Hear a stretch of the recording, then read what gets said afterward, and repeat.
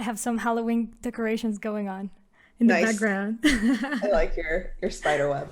Hey everybody, welcome back. My name is Ilse Zamarripa and this is The Worldspace. Today we have Lauren McCallum and Charmaine Chan. They are so wonderful and I am so thankful to have them both here.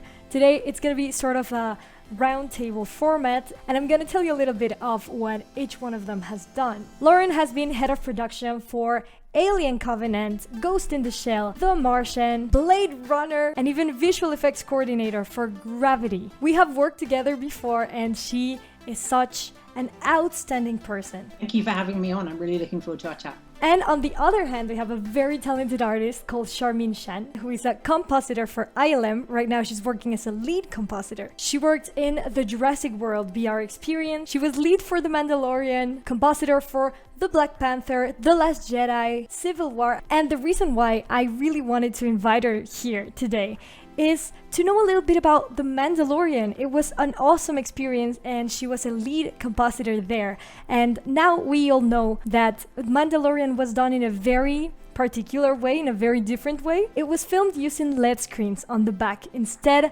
of using our traditional green or blue screen. So she was literally a compositing artist, but in set, and that was maybe one very unique experience, and I want to talk to her about that because I find that breathtaking and I really want her to talk to us a little bit about how that experience went. Thank you for having me. It's so nice to have you both. So let's start there. Could you tell us a little bit about in production? You actually filmed things for that 360 background, right? Yeah, so we started off early testing probably at least 2-3 years ago. You know, we're going back to the old school methods of rear projection. You know, if you think back to the movies in the 50s where you're driving in a car and you can see the background moving, it's basically taking that brand spanking new real-time rendering technology that actually interacts with camera, location, reacts to, you know, lighting changes, geometry changes, anything you can think of in a regular 3D scene, but you can do it live there for the director or showrunner.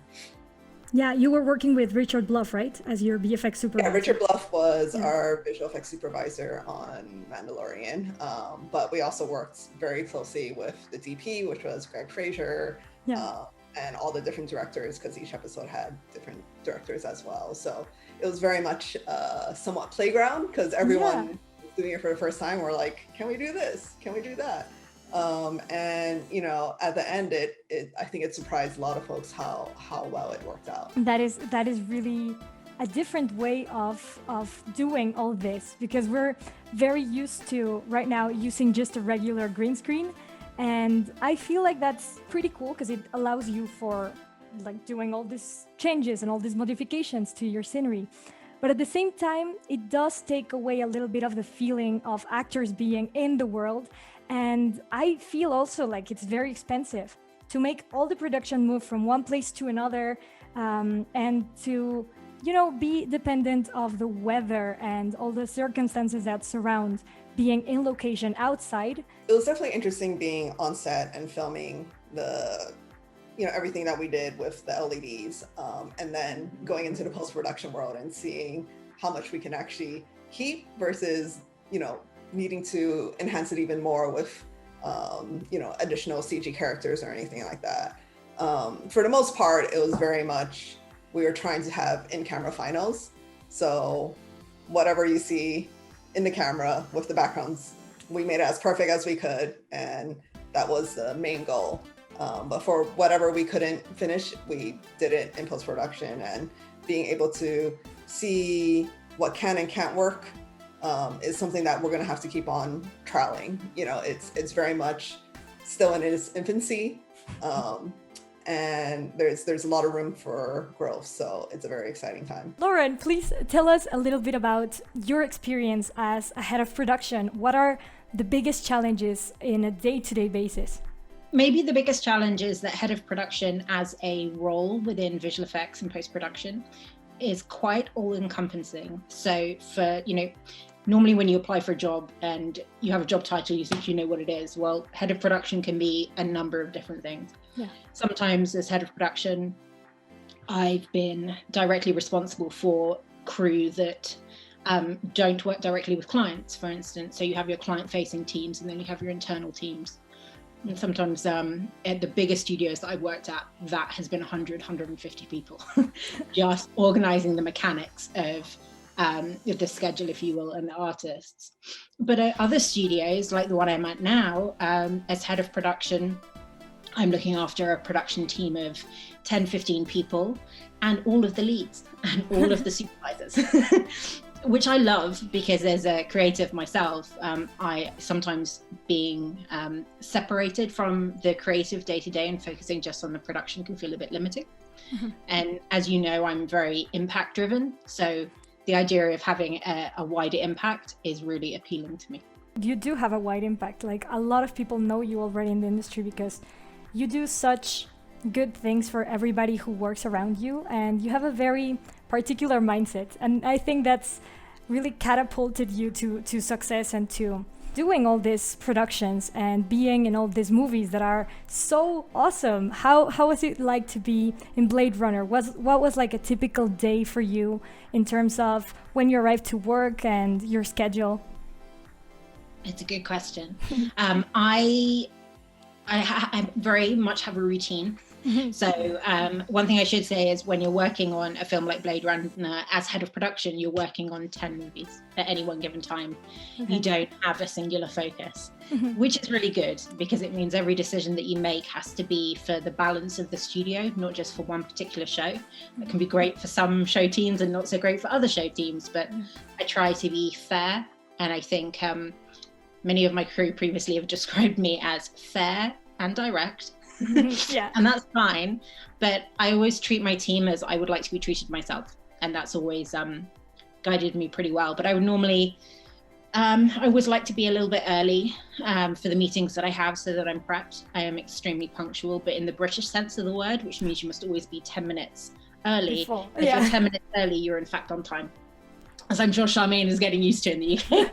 we are very serious about our timekeeping. So let me write some notes right now. It often means, when I meet friends and they turn up on time, I'm like, where have you been? And they're like, well, I'm on time. I'm like, no. No, you're actually late in UK standards.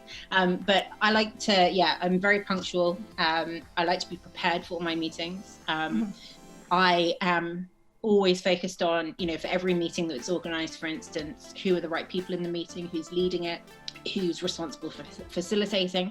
And I never want anybody to feel like, oh, that meeting was a waste of my time. So I'm quite, I think, strict about the meetings that I do attend and those that I don't. I also know that I can be quite a domineering person in a meeting. Yeah. So I'm careful again, if I'm in a meeting to provide feedback to one of my crew, it's very important that I'm quiet. Okay. Otherwise, I'm really not helping.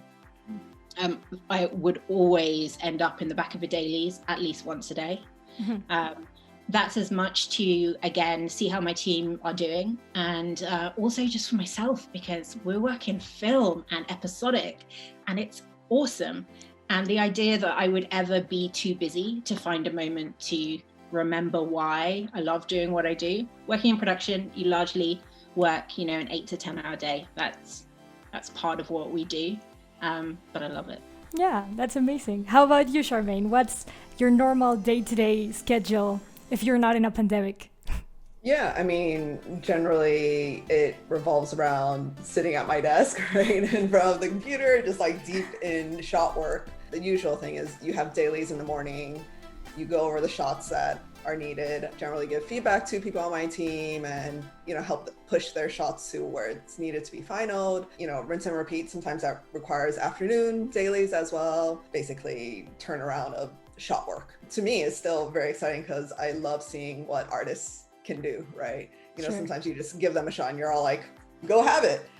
And they, and they come back and you're just all like, this is why it's so fun working in this industry. Just like being able to meld all these creative people together is how we get those fantastic visuals out there. Talking about challenges, in a day, what's your biggest challenge as a lead comp? It's a good question. I think the biggest challenge is always, I think this is something where we tend to work with production a lot. We have specific dates, we need things delivered. and, you know, being able to have the highest quality work within that time, that's always a really tough challenge. Because as artists, we tend to always want to make it as perfect as possible, but there's never time to make it as perfect as possible. So you make it to your best ability you can is the thing. True. And how about you, Lauren? What are the biggest challenges you face in a day-to-day basis? Because I believe you have a lot of challenges. I would say I am looking for opportunities to recognize excellence. And in order to do that, both with production support crews and creative crews, I feel like my job is to mold the production crew to be as efficient and as excellent as they can, because when that schedule is really singing, then teams like Charmaines and our artists, they get enough time to be wonderful. Yeah. The most distressing thing, I think, is when schedules get out of control and you know that you're sacrificing the quality of the work. You know, very often a schedule is like a hurtling train and you're laying track desperately in front of it. And for the most part, we keep up, but occasionally we don't. And I think when that happens, it often falls to me to gather the senior team together and to say, take a breath, right, let's make a new plan, and then let's keep going. I think that's one challenge that comes in front of me quite a lot. I was talking recently to a producer, another female, and I told her I really find that very interesting. Like, maybe one day I could produce. And she told me, you don't want to do that. And I was like, why? She was like, because it's one of the most stressful things, because everybody's kind of against you. Artists feel like you are giving them too much pressure. On the other side, the budget is always working against the things you're doing, and you're always the one who has to say, like, no, like, that's not achievable. We're not able to do that right now because of this and that. So yeah, I think you kind of have to have a very complex structure. How do you manage this without like getting all stressed out and having anxiety levels up to rooftop? I'm very curious about this answer too. Yeah, wow. I must say that, you know, without meaning to be rude, I disagree with the person that you were talking to. Because firstly, if you work in production and you have what Joyce Cox, who many people know is an absolutely legendary visual effects producer, once said to me, you've either got the production gene or you haven't. Okay. And if you have the production gene, you develop a very, very strong knowledge of the pipeline, and you are financially astute enough to be the person who can grant the right wishes of each creative. Wow. And that's where it's critical. We work really, really, really hard to make sure that the money and the effort goes to the right place. Mm-hmm. That's why we are allergic to waste. We are allergic to inefficiency, because whenever we allow inefficiency and waste to happen, it's pulling money and focus away from those hero creative moments. So I would say, you know, if you have the production gene and you are a producer, you live to fix problems, right? We are doers. So the idea that every day the problem would be the same, or that you would always have to be saying no to somebody. Mm-hmm. I don't really think that's a true production person. I think we really get a kick out of solving those problems and collaborating. And I would never really want to be the person constantly saying no, because I would feel like I wasn't doing my job well enough. What do you do when something is out of hand and you feel something going off the rails? How do you manage it? How do you work with that emotional intelligence of yours and pull everything together? Well, firstly, I've always educated myself when it comes to facilitation, conflict resolution, because I think there's always something to learn about how you work with your team. Firstly, I always assume that I know nothing about what is going on for every single person outside of work. And that's an important aspect of problem solving. And so I look at it as a problem, it's a challenge. And everybody's behavior is impacted by what happens to them outside of work. So it's my job to focus on what I can control. I can't control or influence what's happening to them outside, but I can help them in this moment. Mm-hmm. So I try to get people out of what I think of as generalized emotional language and into the data. Mm-hmm. So I'll be the annoying person to say, I understand, but what specifically went wrong? That whole department is an issue. Okay, but who? And what did they do? And when you actually drill down into the data, It's a very helpful way for people to really sort of step away from the emotion. And I think once you park the emotion, everybody generally just wants to get a solution and get back out to do what they do. There are people who are writing to me right now live on my Discord channel. And Natalia Enya says, hello, I'm a junior CG artist and I have a question. How do you manage your time and be productive too? Which is kind of what we're talking about right now. I see a lot of my friends are hard workers, but they tend to overwork and get burnout. Thank you, this means a lot. I definitely agree a lot with what Lauren said. And I think at the end of the day, we have to remember that we're just all people trying to make the best work out there. I think too often we get lumped up together as like, we're just a giant machine, cogs in a system that are just pushing buttons, but that's not the case, right? Yeah. So I think when it comes to young folks and new folks coming into the industry, they tend to think they need to work overtime, work crazy hours and prove their worth. And I really wish we moved away from that way of thinking, because you can make incredible work in your regular 8 hours a day.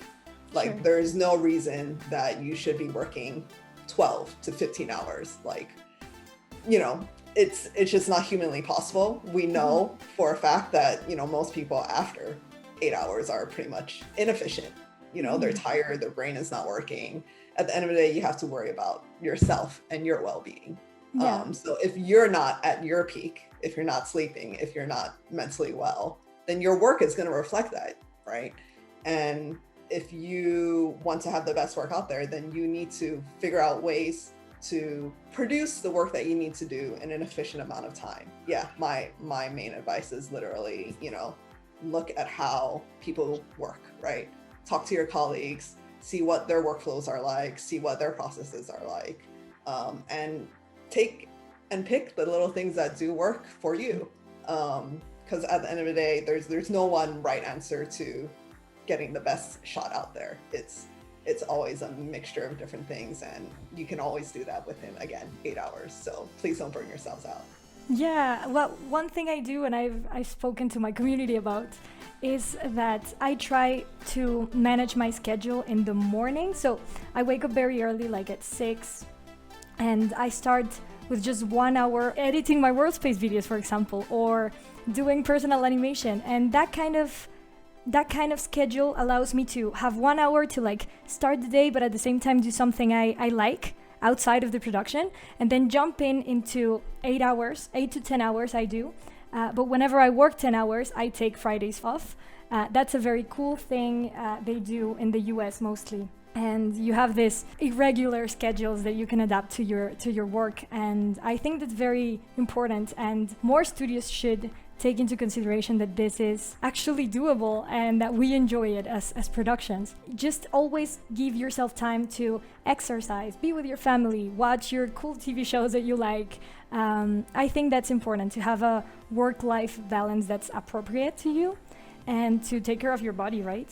I'll tackle all three. So first, I always tell my crew to be your own gatekeeper.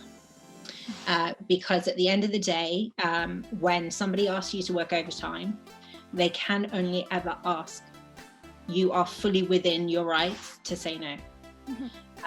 I believe that we do the very best work on an 8-hour day. But I also appreciate that when I was a junior, it took me longer to be efficient during that 8-hour day. So it's easy to try to overcompensate by putting in the extra hours and hoping that that's going to get the right attention, right? Because you're dedicated and you want it to be seen. But actually what tends to happen is your performance will be reducing for every couple of hours you add to your day, as Charmaine mentioned. I have worked too long before. So I have burnt out. It's happened to me twice in my career. And the first time it happened to me, I was really, really young. I'm 36 now. You're really, really young still, but but I was 24, and I was convinced about hitting milestones, right? I needed to have this particular job by that age, and I was super focused on it. And I would do anything it took to get there, including working 12-hour days back to back. I once worked 37 days straight, for instance. That is appalling and incredibly unhealthy. But I also didn't have anybody there patting me on the shoulder saying, hey, that's a bit too much. Do you just want to check in? And I took some time off to be a carpenter because I just decided I didn't want to look at a screen anymore. I wanted to make some things with my hands and then just really get my head around what I wanted. And then I came back into work. But interestingly, the cycle repeated itself another almost 9 years later. And in that instance, I burnt out because I worked 2 years straight, and probably the most I ever had at my home before I was flying somewhere else was 2 weeks. And so I guess what I want to say is it is easy to fall into bad habits. Whilst people are kind of congratulating you for working hard, it can become a cycle that's not healthy. So this time I actually sought an employer who asked me the most amazing question nobody's ever asked me. They said, where would you like to live? And I asked them to repeat it because I was like, what?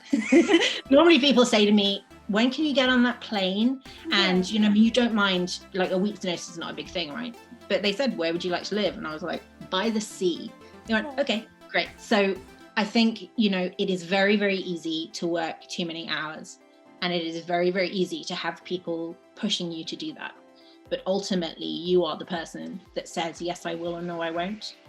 And on your journey through, you start to realize what's important to you, and you start to prioritize what's important to you. But at the same time, you are afraid of not being productive enough, which is also something that is living in our heads every single day as artists. And yes, I think the best thing is to just plan out a schedule and tell yourself, I'm gonna finish this by the end of this month, and I'll also have like little personal projects at the same time that I'm working in production.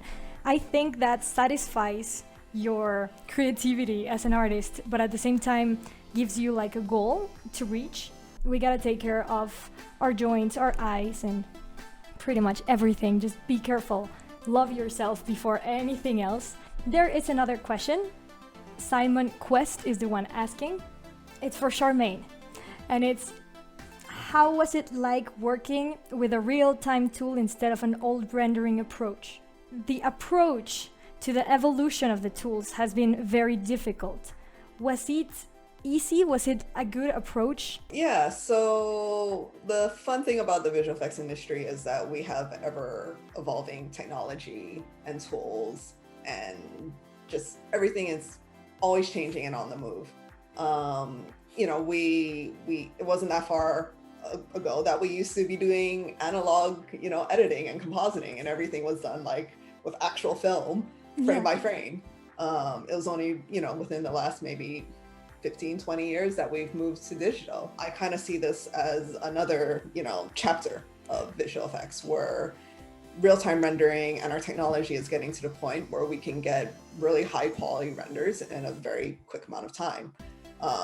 Whether or not that will hold up like on a 4K or 8K show or something like that is yet to, be actually answered. But the thing is, our artists are amazing. They can create very photorealistic imagery. We use actual imagery like real photos, real reference photogrammetry. We use the best tools possible to give us the best results. It is not just a one answer where real-time rendering is everything right now.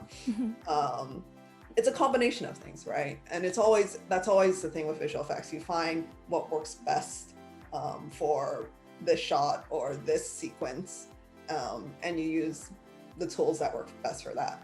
So it just so happened that, there were definitely a couple of shots on Mandalorian where we were able to just use real-time rendering as is, and we didn't have to do any additional post-production on that. But there were definitely other shots where we did. So it's, again, something that, as time goes by and more people use this process, we'll be able to see it more commonly used.